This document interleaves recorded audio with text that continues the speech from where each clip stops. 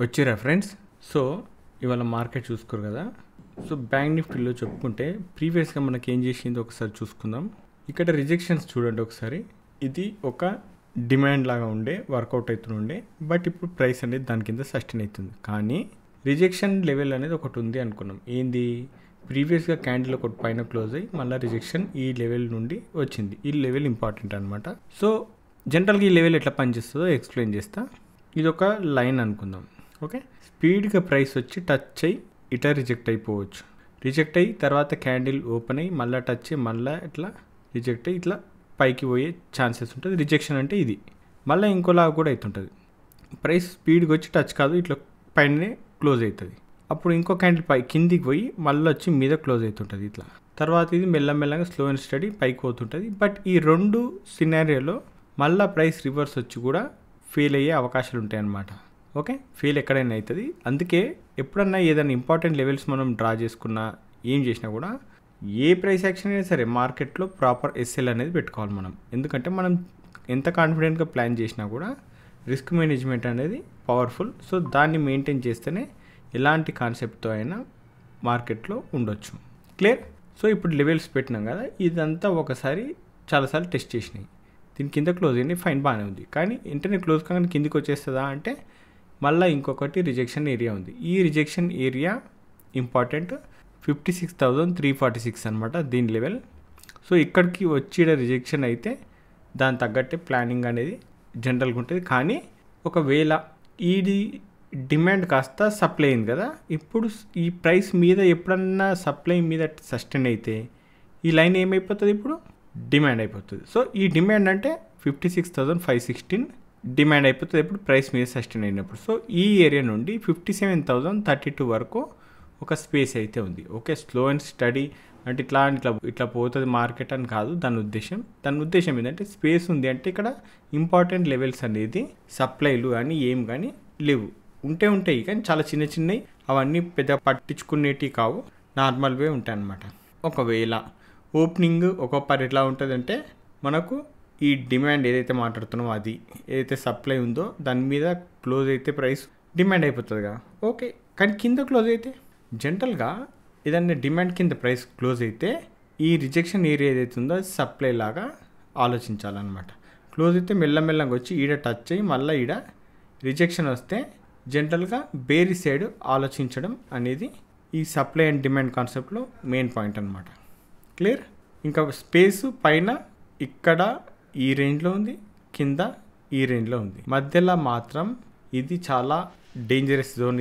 ఈ జోన్లో ఎలాంటి ప్లాన్లు కానీ ఏం కానీ చేయదు. ఇవి జనరల్గా రావు, ఎప్పుడో ఒకసారి వస్తుంటాయి. ఎందుకంటే సప్లై డిమాండ్లు దగ్గర ఉన్నప్పుడు మధ్యలో రేంజ్లో తిరుగుతున్నప్పుడు చాలా వరకు ఆప్షన్ బయింగ్లో ట్రేడ్ చేసేవాళ్ళు, ఇంకా దేంట్లోనైనా ట్రేడ్ చేసే వాళ్ళకు డీకే వల్ల కానీ లేకపోతే ఎస్ఎల్ హంటింగ్ వల్ల కానీ లాస్ అయ్యే అవకాశాలు ఉంటాయి. కొంచెం జాగ్రత్త ఉండాలి ఇలాంటి సిచ్యువేషన్స్లో. కానీ నిఫ్టీ కూడా సిమిలర్గానే ఉంది. నిఫ్టీకి కూడా కింద ఒక డిమాండ్ ఉంది 25,102, 25,081.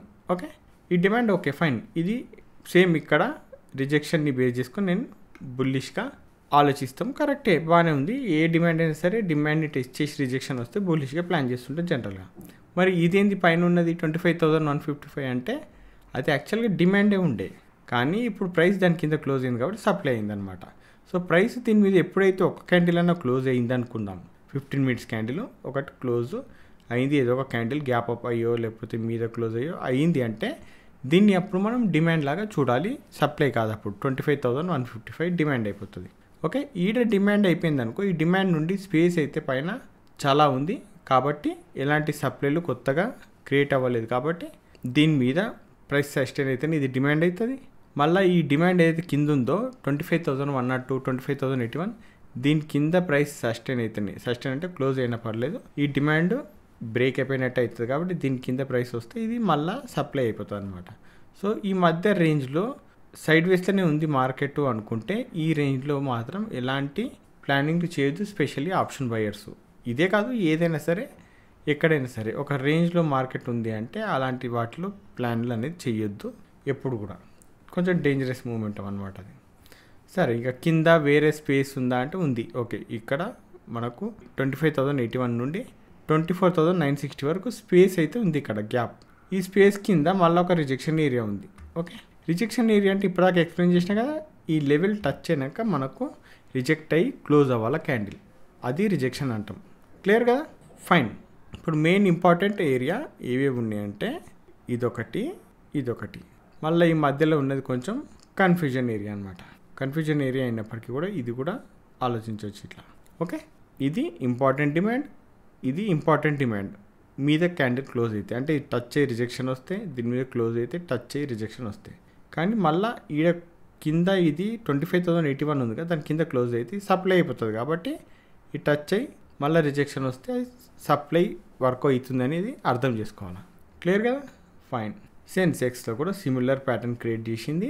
ప్రీవియస్గా చూసుకుంటే డిమాండ్ నుండే చాలాసార్లు ప్రైస్ అనేది రిజెక్ట్ అయిపోయింది. చూడండి, ఇవన్నీ చాలాసార్లు డిమాండ్లే.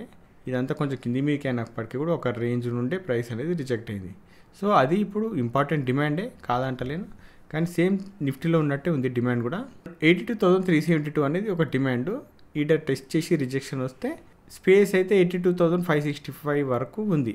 ఓకే, అది బుల్లిష్ పోతుందా పోదా ఇక తెలియదు, కానీ ఓకే, ఇది జనరల్గా స్పేస్ అనమాట. కరెక్ట్. ఈ డిమాండ్ ఒకవేళ ఫెయిల్ అయింది, ఎప్పుడు ఫెయిల్ అవుతుంది? గ్యాప్ డౌన్ అవ్వడమో లేకపోతే డైరెక్ట్ క్యాండిల్ కిందకి వచ్చి క్లోజ్ అవ్వడం అయితే రిజెక్షన్ ఏరియా చాలా దూరం ఉంది, 82,066 దగ్గర ఉంది. ఓకే, మళ్ళీ వేరే దగ్గర ఎక్కడ కూడా బయ్యర్కు అవకాశం లేదు. ఎందుకంటే బయ్యర్ ఎక్కడైనా సరే డిమాండ్ ఎక్కడైతే ఉంటాయో అక్కడనే బై చేస్తుంటారు జనరల్గా. ఓకే, ఇది రిజెక్షన్ ఏరియా. అంటే ఇది కూడా డైరెక్ట్గా బ్రేక్ అవ్వచ్చు, కాదంటలేను. కానీ ఇది ఎప్పుడైతే స్ట్రెంత్ సరిపోకపోతే రిజెక్ట్ అయిపోతుంది, ఆపోజిట్ అనేది ప్రైస్ అనేది మూవ్ అయిపోతుంది అనమాట జనరల్గా. సో ఈ రెండు ఇంపార్టెంట్, 82,066 అండ్ 82,372, 82,308 ఈ జోన్ కూడా ఇంపార్టెంట్.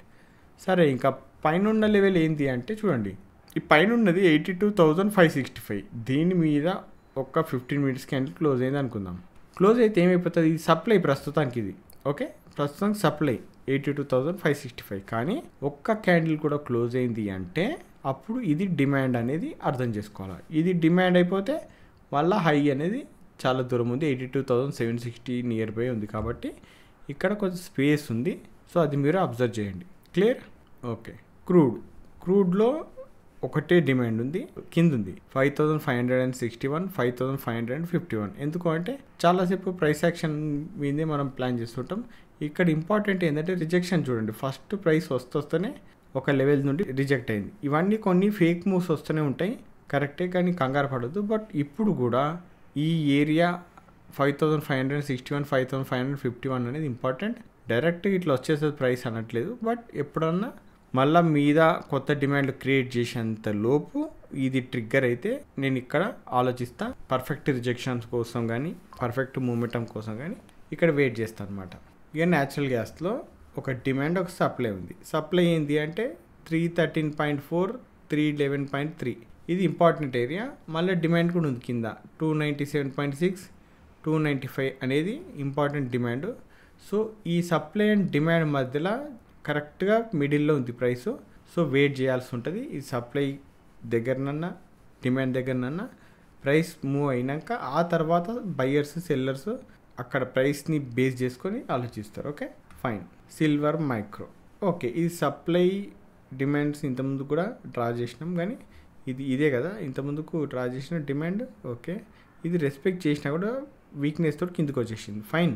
కాకపోతే ఇప్పుడు ఒక డిమాండ్ ఉంది 1,05,350, 1,05,085. ఇది ఇంపార్టెంట్ డిమాండ్.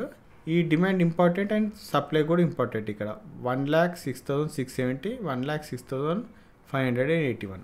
సో ఈ డిమాండ్ అండ్ సప్లై మధ్యలో చాలా స్పేస్ ఉంది, దాని మధ్యలో ప్రైస్ అనేది ఉంది. కొంచెం డిమాండ్కి దగ్గర ఉన్నప్పటికీ కూడా జస్ట్ అబ్జర్వ్ చేయాలా ఈ డిమాండ్ అండ్ సప్లైని. Okay, fine. ఓకే, నిన్న ఆల్మోస్ట్ ఒక 200 మెంబర్స్ రియాక్ట్ అయ్యారు దీని గురించి, ఆర్కే లెవెల్స్ చేయాలా లేదా అనేది. ఎందుకంటే చూడండి, ఆర్కే లెవెల్ నాకు ఏ రకంగా కూడా యూజ్ కాదు. ఎందుకంటే నాకు ఓకే ఆర్కే లెవెల్స్ జస్ట్ ఏదైనా ఇంపార్టెంట్ డిమాండ్ అండ్ సప్లైస్ ఉంటే అక్కడ ప్రైస్ పర్ఫెక్ట్గా రియాక్ట్ అవుతుంది, ఒక్కొక్కసారి ఫెయిల్ కూడా అవుతుంటాయి. సో అవి పర్ఫెక్ట్ ఏరియాలు ఒక్కటి సరిపోతుంది జనరల్గా ఒక ట్రేడర్కి. పొద్దుగాలిసేది పొద్దుకి దాకా ప్రతి క్యాండిల్ ట్రేడ్ చేసుకుంటూ కూర్చుంటూ పోతే ఎంత పెద్ద ఆస్తులు ఉన్నా కూడా కరిగిపోతాయి నిజానికి. కానీ ఇట్లా చేయొద్దు. ట్రేడింగ్ అంటే మ్యాక్సిమం 3 ట్రేడ్లు ఉండాలి. సరే స్కాల్పింగ్లో అవి చేస్తున్నారంటే ఓకే, మీరు కొన్ని ఎక్కువ ట్రేడ్లు చేసినా కూడా రిస్క్ అనేది చాలా చిన్నగా ప్లాన్ చేసుకుంటేనే సాధ్యమవుతుంది అనమాట మార్కెట్లో. అందుకే ఇంపార్టెంట్ చార్ట్లో మనకు ప్రీవియస్గా ప్రైస్ యాక్షన్ చెప్తుంది ఏం చేయాలి ఏం లేదు అనేది. సో ఇక్కడ చూడండి, ఎక్కడ నుండి అయితే మనకు ప్రైస్ అయితే ఫాల్ అవుతుందో అది గమనించుకోవాలి మనం. ఓకే, మల్టిపుల్ టైమ్స్ అంటే మామూలుగా మెల్లమెల్లంగా ఫాలో అవడం హై ఇది, కానీ ఇక్కడికి ఫాలో అవడం కంటే ఇక్కడ ఫాలో అయిన స్ట్రెంత్ అనేది చాలా స్ట్రాంగ్ ఉంది. సో అది ఇంపార్టెంట్ మనకి. చాలా అగ్రెసివ్ సెల్లింగ్ కానీ అగ్రెసివ్ బయింగ్ కానీ ఎక్కడైతే వస్తుందో అక్కడ డిమాండ్ అండ్ సప్లైస్ అని డ్రా చేసుకోవాలి. ప్రైస్ అక్కడ రియాక్ట్ అయితేనే అక్కడ జనరల్గా ప్లాన్లు చేస్తుంటారు ట్రేడర్స్, లేకుంటే చేయరు. అప్పుడే ప్రాఫిట్ అనేది వస్తుంది తప్ప జనరల్ ఇడవడతాడ చేస్తే మనకు ఓపిక లేక ఇడవడతాడ ట్రేడ్లు చేసుకున్నాం అనుకో మనకు ప్రాఫిట్ కాదు కదా, ఇంకా లాసెస్ అయిపోయి ఇంకా ఆ లాస్ రికవర్ చేద్దామని ఇంకా ట్రేడ్ ఎక్కువ చేసి బ్రోకరేజ్ ఎక్కువ అయిపోయి ఇట్లా చాలా నాశనం అయిపోతాం అనమాట. ఎటు చూసినా కూడా ప్రతి దాంట్లో లాస్ అయిపోతాం. ఆల్రెడీ లాస్ మనకు రావడమే ఒకటి అంటే మళ్ళీ దానికి తగ్గ బ్రోకరేజ్ కూడా ఆ లాస్ అంతనే ఉంటుంది. సో ఇవి ఈ రకంగా చాలా స్పీడ్గా లాస్ అవుతుంటారు అనమాట. ఓకే, మీరు ఏమైనా ట్రేడ్ చేసినా కూడా, పేపర్ ట్రేడ్ చేసినా కూడా మీరు ప్రాక్టీస్ ఎట్లా చేస్తారంటే తక్కువ ట్రేడ్లు చేయడానికి ట్రై చేయండి. Okay fine. సో రేపటి గురించి ఒకటి అడుగుతా. జనరల్గా బేరిష్ మూమెంటం ఇలా ఫాల్ అవుతుంటుంది ఒక్కొక్క ప్లేసెస్లో, అంటే ఇలాంటి సినారీ వస్తుంటుంది. లాస్ట్ క్యాండిల్ పెద్దగా బేరిష్ క్యాండిల్ పడ్డా కూడా సగం రిజెక్షన్ వచ్చేస్తుంది. ఇప్పుడు ఈ రిజెక్షన్ వచ్చినాక ఈ ఏరియాలో జనరల్గా బయింగ్ గురించి ఒక ట్రేడర్ ఆలోచించాలా లేకపోతే సెల్లింగ్ గురించి ఆలోచించాలా అనేది చెప్పండి ఈ క్లోజింగ్ ప్రైస్ దగ్గర. క్లోజింగ్ ప్రైస్ ఓకేనా, ఫైన్. సో ఫ్రెండ్స్, ఈ వీడియోలో మాత్రం ఇంతే. మళ్ళీ రేపటి వీడియోలో మళ్ళీ కలుసుకుందాం. అంతవరకు ఉంటాను, బాయ్.